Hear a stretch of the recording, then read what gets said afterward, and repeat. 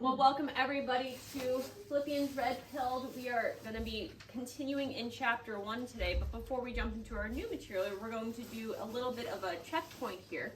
So last week we talked about Philippians 1, 3 through 11, and in that section we looked at how Paul is expressing his deep gratitude, his thankfulness for the Philippians, and how they have partnered with him in the gospel mission. And at the end of that, he prayed that the Philippians will not just sort of stop there, but that they will continue to grow both spiritually and missionally. And so now we're going to have you turn to somebody close to you. And if you are not close to somebody, you can do a little scoot over and just take 1 to 2, maybe 3 minutes and say, hey, what stood out most from the lesson? And how has your understanding of this passage changed now that you're sort of reflecting back? Just share maybe something that stood out from that. Take a couple of seconds. Go. Go, go, go. As we jump in, we are going to be starting toward page 48. But before we dive into that, I want to share a brief little story. So I have up on the screen a picture of this fellow right here. Spider-Man? Is Mason Deschamps, and now I think his last name is French, so I'm absolutely convinced that I have mispronounced it. But this is a Chicago skyscraper, and he is not attached to anything. He is free climbing this building, and he actually does go by the name Spider-Man, but the full name is actually the pro-life Spider-Man. So what he does is he goes around, and he's done 7 of these giant buildings now, and he free climbs them in order to draw attention to the pro-life cause. Whenever each time he does one of these climbs, he raises money to help fund, specifically he has one woman in mind who's thinking about whether or not to keep her baby. And so he does this to gain attention. 6 out of those 7 times, he has been arrested for trespassing because, they're like, we don't want you climbing the outside of our building, apparently. So he has spent some time in prison for this, and it's never fazed him, though. He says, I don't mind going to jail if it's going to save a life. And so for Mason, what happens to him doesn't really matter. If he goes free and he doesn't get arrested, doesn't get thrown in jail, then he's still raising money, he's still drawing attention to the pro-life cause. But if he's jailed, then that's even more attention that's drawn to the pro-life cause. And so for him, it is a win-win situation. And I thought that his example, especially as he just recently came out of a jail stint, was a good parallel for what Paul is going to be talking about today. So we are gonna dive properly in now. Oh no, I didn't put the actual verses. So we're just gonna, I know, I'm a failure, but remind me to do that first tonight. So what we're gonna do is we're going to read through Philippians 12 through 26 of chapter 1. That is, again, starting somewhere around page 48. So the actual verses are on page 49. Mom, will you start us off? I would be I'll jump in halfway through. so happy to start you off. Go for it. I want you to know, brothers, that what has happened to me has really served to advance the gospel, so that it has become known throughout the whole imperial guard and to all the rest that my imprisonment is for Christ. And most of the brothers, having become confident in the Lord by my imprisonment, are much more bold to speak the word without fear. Some indeed preach Christ from envy and rivalry, but others from goodwill. The latter do it out of love, knowing that I am put here for the defense of the gospel. The former proclaim Christ out of selfish ambition, not sincerely, but thinking to afflict me in my imprisonment. What then? Only that in every way, whether in pretense or in truth, Christ is proclaimed, and in that I rejoice. Yes, and I will rejoice, for I know that through your prayers and the help of the Spirit of Jesus Christ, this will turn out for my deliverance, as it is my eager expectation and hope that I will not be at all ashamed, but that, with full courage, now as always, Christ will be honored in my body, whether by life or by death. For to me, to live is Christ, and to die is gain.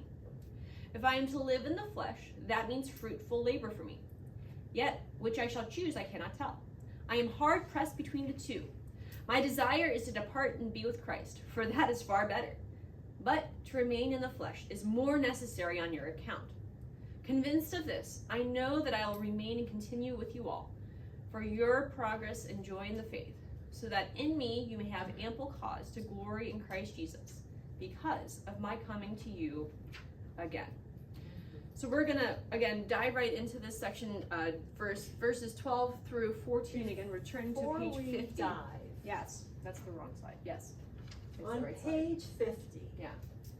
you have a but I there, do. which is not in my ESV that I just read. Oh my goodness, Mom, you're so on it. There is a but that is inserted because it actually is present in the Greek. There is a transition phrase in the Greek that the ESV translators just sort of left out. So I have to ask, added it in. what? Yes. Why? I did have that moment. I literally Why? stared and I was looking at the Blue Letter Bible and I was like, what? Why didn't they translate it? But whenever we use the word but in conversation, it usually implies like a strong contrast or really going a different direction. And in this passage, Paul is shifting. He's changing topics, but he's not going in like a different direction. He's just sort of continuing. So my thought is that they were, and it would be like saying, okay, so Paul is transitioning, but he's sort of pivoting, but he's not really going like, and it just takes too many words to say short, so they just skipped it. I personally, obviously, I added it in because I thought it was worth it. But yeah, so we understand that Paul is moved from Thanksgiving to his next major point. Now, the next word that we're going to throw up on the screen here is this word really, because every time I read the verse, I read it just like this. I want you to know, brothers, that what has happened to me has really served to advance the gospel. And so we kept thinking of things that you're like, okay, on the one hand, it looks like this, but this is the reality. So, Mom, I think you have a story that you want to share. Go ahead. I do, because I don't know, some of you may have known, June Carroll, who was this dear woman who came to Berean. Her husband was Stan. He was very tall. And June had really, really bad arthritis. It was that rheumatoid arthritis, so she was like that. By the end, she was in a wheelchair, couldn't get around very much. And we would go to visit June because she was homebound by the end. And we would think, we're gonna go cheer up June. We're going to go encourage June. Encourage June. But really what happened is you would go there and June would just bless you with her bright demeanor and her encouragement. And so that's sort of what's going on here. So you think this might happen, but really, you think Paul might be discouraged or it might be a bad thing. But really, that's not the case. Exactly. And so he's focused here on the gospel. The situation he's focused on is centering on the gospel. And this word I do know how to pronounce, and I thought it was worth it to actually put the pronunciation phonetically in the text. So the euangelion is the word that is translated the gospel. Now, if you're going to strictly translate it into English, euangelion means what? Good news. Yeah, so this is the good news. Now, whenever we use the word gospel, we're talking about the message of the gospel, that humanity fell into sin and therefore are convicted of judgment, we're separated from God, but God created a plan, a way of redemption through Jesus' death, burial, and resurrection from the dead. And this is the fantastic news that if you, as a sinner, will place your faith into Christ, then you can be transformed to death into life and be brought into his kingdom simply through genuine belief and repentance. And is that good news? Yes, but that's not how the word originated. And so we talked about in the book how in the Greco-Roman era, the rulers, whenever they did something that they were super jazzed about, they would send out messengers to proclaim good news. And one of the most common examples of this, whenever they would conquer a new region, right? So they would send out proclaimers to proclaim, you lucky people, King Jehoshaphat, Something like that. because Jehoshaphat was Jewish, No. has just taken over your territory. It's going to be a time of plenty for you because he's so awesome. Good news. Congratulations, you've been conquered. So they would go around heralding, hey, here's this new kingdom that's coming. Because the herald really did think it was good news. The herald was, He was at least, he was going to pretend like it was good news or off of his head, right? So we just loved how the writers of the New Testament were like, that's fantastic. We're going to co-opt this and we're going to translate it into, you think you have a king? You think that you have a kingdom? You just wait. We got a kingdom to tell you about. And so that's a term that's used not just in the actual Gospels, the four Gospels of Christ, but throughout the New Testament we do use it as this is the good news of the whole story of Jesus' coming and bringing of his kingdom. And so Paul is now again shifting focus from, okay, so the Philippians, he's so thankful for them and the partnership that they've had in this gospel proclamation. And now he's going to focus and say, hey, this is how I have been impacted by the sharing of this good news. And obviously Paul is aware, just generally speaking, because they've been, people I'm sure have been concerned for him, but they've just sent him these messages, these gifts. He knows that they're concerned for him, and he wants to encourage them, although kind of from a surprising source, as we talked about. Right, because where is Paul right now? He's in prison, right? Which is not the greatest of places. But in Acts 28, it gives us a few details that I want to share with you. And I'm actually going to read Acts 28:16. So it says, and we came into Rome, Paul was allowed to stay by himself. So he was in sort of solitary confinement, right? He wasn't with any of the other prisoners, which can be a good thing, because sometimes prisoners can be rough. So that's good. And with the soldier who guarded him. So he was guarded by a soldier. Another thing that's really interesting is that Paul was allowed to preach, right, and give the good news. So it says, for instance, in verse 23, when they had appointed a day for him, they came to him at his lodging in greater numbers. From morning till evening, he expounded to them, testifying to the kingdom of God and trying to convince them about Jesus, both from the law of Moses and from the prophets, which I think is really awesome that he was allowed to preach. And there's other instances in Acts 28 that you can look at. And we also know from Acts 28 that he was jailed for 2 years. So, 2-year stint. And again, that's one of the reasons why we assume that he was released and then reincarcerated, because otherwise the timing of his martyrdom doesn't quite match up. But beyond that, we also note here that there's this reference of this imperial guard. It's become known throughout the entire imperial guard. This is most likely the Praetorian Guard, who were like the super soldiers of the Roman era. So they were highly paid, highly trained. They were very specialized. Many of them served as bodyguards to Caesar, along with a host of other responsibilities. So these are the elite soldiers, and Paul is, of course, chained to them. And, well, not necessarily. We think that he may have been chained to them because the word imprisonment in both 13 and 14 is literally bonds or chains. And so it's not a necessary interpretation, but it is a plausible interpretation that Paul was literally chained to his guard. And so you're like, okay, and you're like, here. Hopefully we had a little more chain. A little bit more chain. Maybe it dangled on the ground. It's not like in Sherlock Holmes where they're like, okay, and then he leaps over the fence, and then they're like, didn't really work out really well. Yeah, but what a great opportunity for Paul to share the gospel, right? So literally whether it was trapped. a short chain or a longer chain, he was trapped there. The guard was trapped there. Even if he's just standing outside the cell, right? He's able to share it. And through all of these opportunities, Paul is sharing the gospel. People are coming to faith, becoming converted. And all of these other believers, I don't know who the other believers were who were sort of near Paul. It doesn't say. But Paul says, hey, most of the brothers, having become confident by my imprisonment. Not because Paul was doing great things before he was in prison, but because of the fact that Paul was put into jail and the gospel message is still going forward, is still changing hearts, still changing lives. Now, it's a chain reaction. All of a sudden, they're like, wait a second, so if he's in jail and it's going really well, maybe I don't need to be afraid, because no matter what happens, whether I'm in jail or out of jail, the message can still go forward. And so because of these great strides forward in the proclamation of the gospel, Paul is then able to use that to turn and encourage the Philippians as well. And that's what he's doing again in this passage. Why do I even bother? It's fine. I just forget that I made a word for this slide.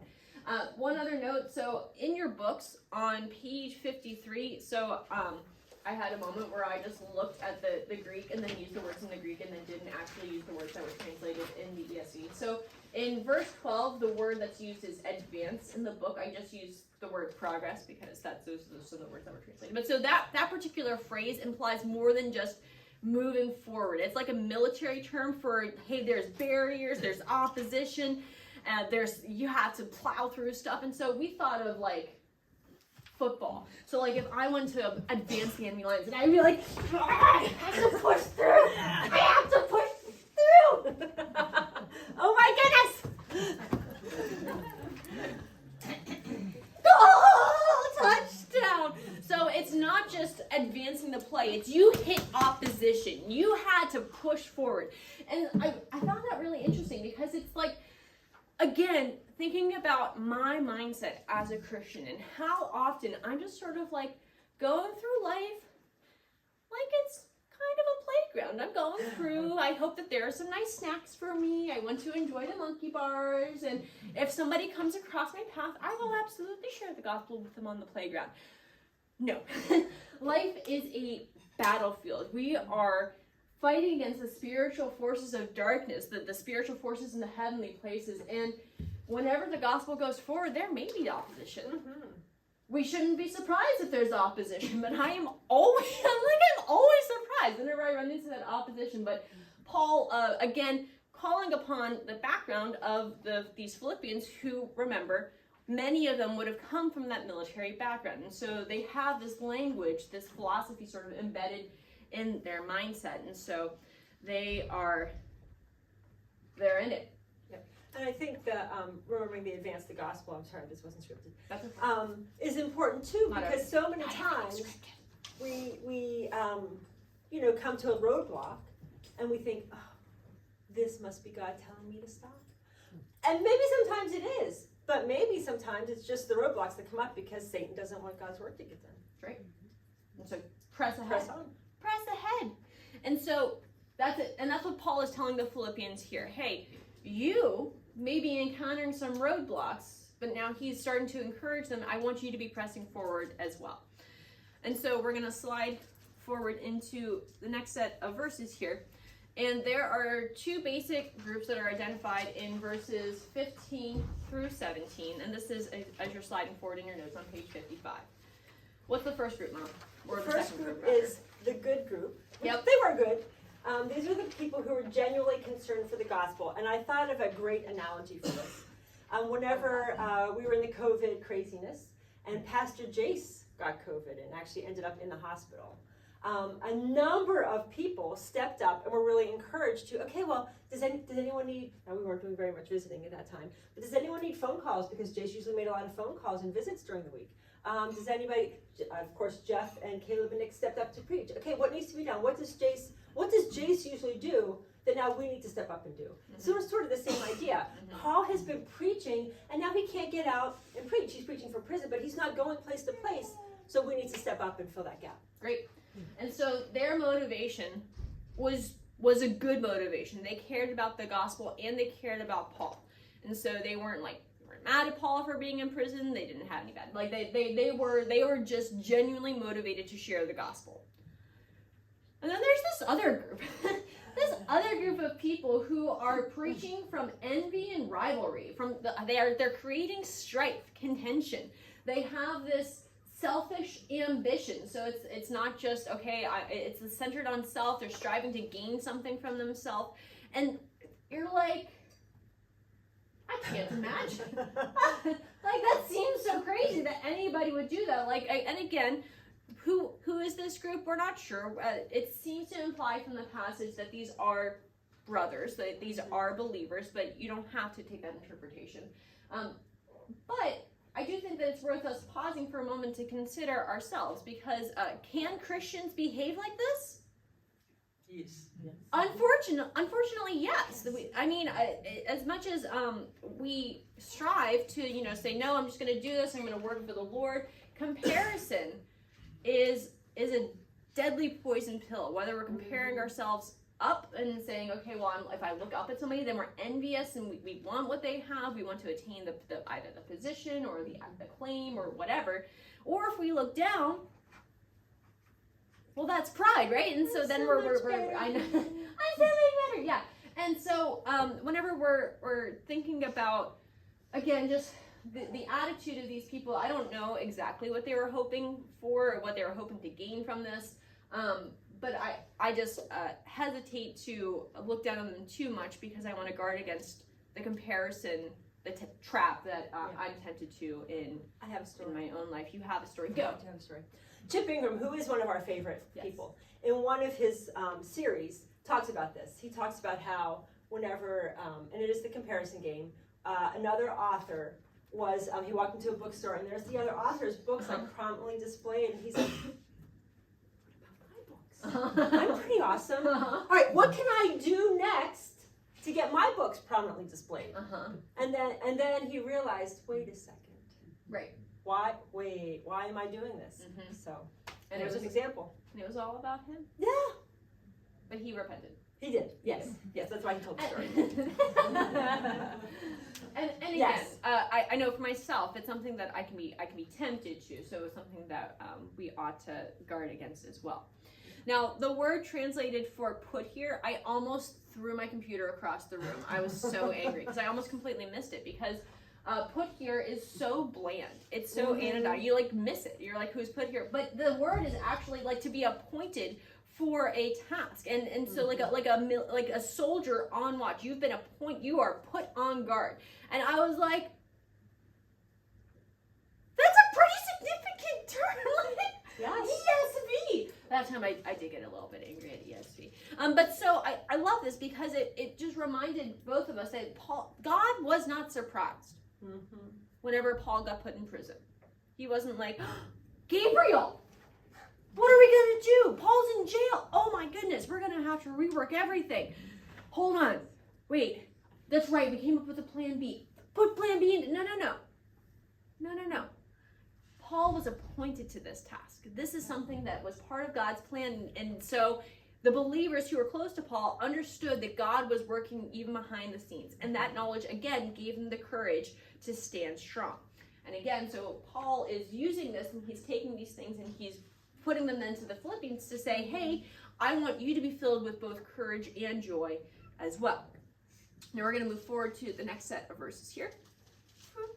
And I think the first thing to highlight here is Paul pretty much assumes that they'll be praying. I didn't. Go ahead. I said it. No, you're good. Yes. Paul, assumption. Prayers up. Paul assumes. Yes. No, I was just saying I usually animate the next couple ones and I didn't because of a failure. That's okay. And again, going back to what Kathy said earlier, I again, that's very challenging for me because I think, okay, if we were to, how many people can really count on my prayers? Paul doesn't say, hey, I really hope that you've been praying for me, guys. Nuh-uh. He is confident that they have been praying. And again, we see the power of prayer here in these verses. And as we, again, it's already up on the screen for us, we talk about deliverance here. Go ahead. I have a good example. Go for it. Because it says, for I know that this will turn out for my deliverance. And we may think, well, was Paul a fortune teller? Did he know, like, had God revealed to him, you're going to get delivered? Well, maybe. Paul knew that he was going to get out of it one way or another, whether God actually spoke to him and said, oh, no, you're going to go out and preach again. Now, he seems pretty confident that he's going to do that. But I'm reminded of a story that we're going to hear, I think, this Sunday in church. Hananiah, Azariah, and Mishael, a.k.a. Shadrach, Meshach, and Abednego. I made my kids know their real names because would you want to get known by your pagan names? No. Anyhow, whenever they were put in the fire, right, before they went in, they said, God has the power to save us, but if he doesn't, he's still God, and we're not going to bow down to your God. We will still not bow down. Yeah. So they knew that they were going to either get delivered through the fire, which means they would pass through and die and then go to heaven, or out of the fire, which is in the midst of the trial, which didn't happen.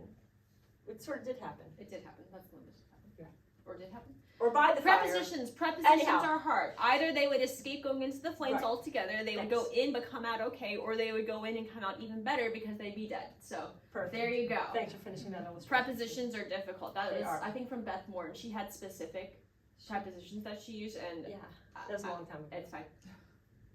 Long time ago. But yeah, so what exactly is the deliverance here?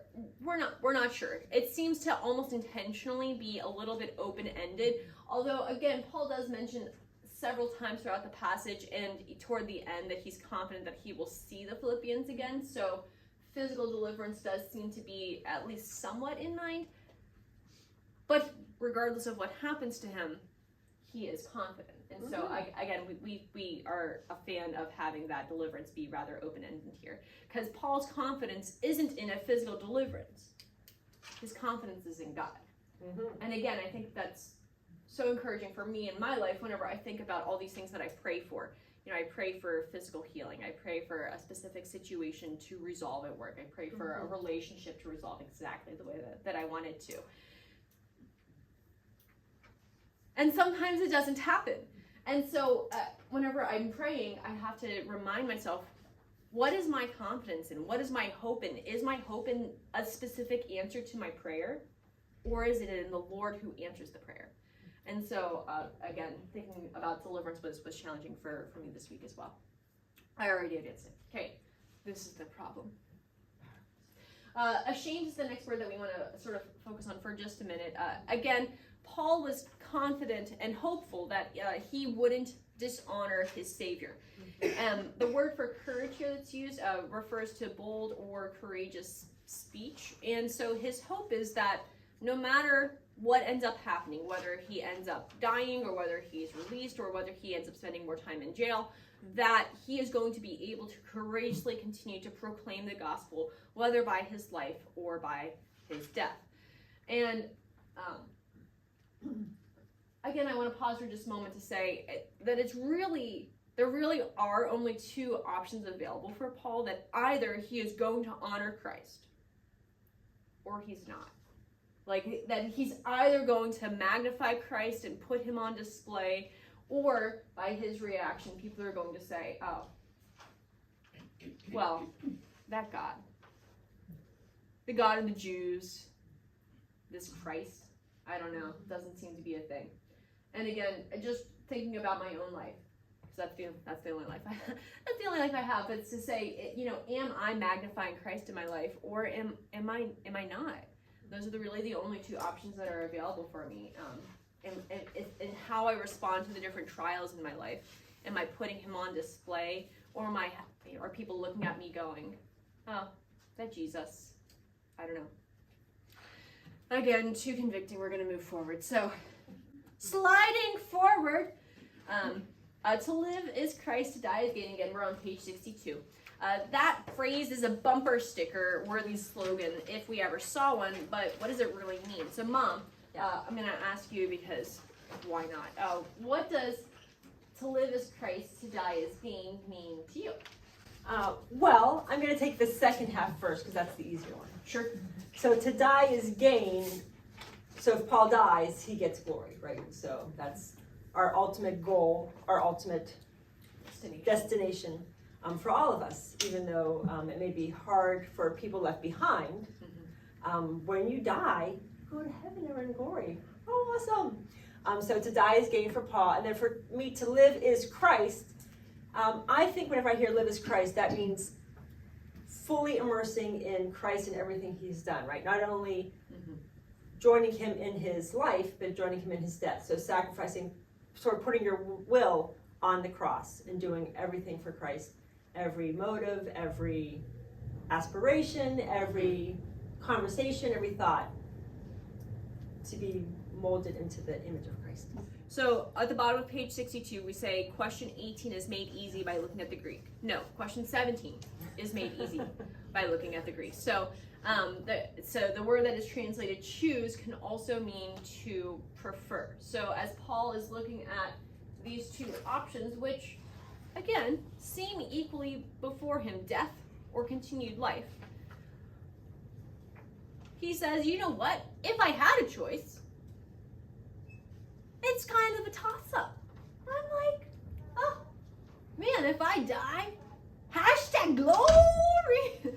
But on the other hand, again, life, if I live, then he goes on to say, hey, these are all the things that I can continue to do for the kingdom. And he, again, is encouraging the Philippians to consider these two options as a whole and to say, okay, look at my attitude as I face these trials. And he's going to start to nudge them to say, now as you face your trials, I want you to have that same mindset. As you encounter opposition, as you hit that conflict, as you advance the gospel, it's okay. Both options are good options. They're such great options that I'm literally like, oh, I don't know. Oh my gosh, this is such a difficult decision. And yet, as I was continuing to think about this and I was going through the workbook this week, one of the questions asks how this phrase makes you think about how you live. And I thought about, again, that moment whenever we stand before Christ in glory and our life is on display and he looks into our eyes. What is he going to say? We hope. And we he'll hope. say. We hope. My hope is that he will say, well done, good and faithful servant. Well done. And that gift is how you've lived your life. That's right. That's right. Will you have anything to offer? And so I pray that when I die, it will be possible for people to say of me, for her life was Christ.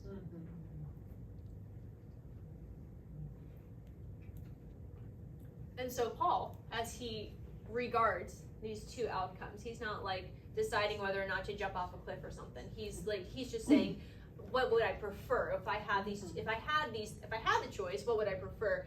And he's like, you know what? For me, it really is a win-win, no matter what happens to me. You know, I'm confident that I'm going to remain with you all because I think that God has something for me here to help you guys and to continue the mission. But no matter what happens, for me, it's a win. And for every believer in Christ, for every one of us, these same two things are before us. Obviously, we will all die one day. And we're not, again, saying, well, go jump in front of the bus again. No, we're not saying that. But what's our perspective on the grave? The world is not our home. And we do have rest with Christ awaiting us. But also, God has placed each one of us here for a purpose. And we have a mission to accomplish. And so do we consider these as a win-win or that catch-22? Looking ahead, the checkpoint on page 64 is the next thing we have available for you to do. There is also week 5, Philippians 1:27 through 30. This one is a slightly shorter week. It is a 4-day week in preparation for the next one, which is this. So that one's a 4-day week, pages 66 through 78. Don't do the checkpoint on page 78. Thank you guys so much. Go to your groups. Go in peace. Philippians. Woo.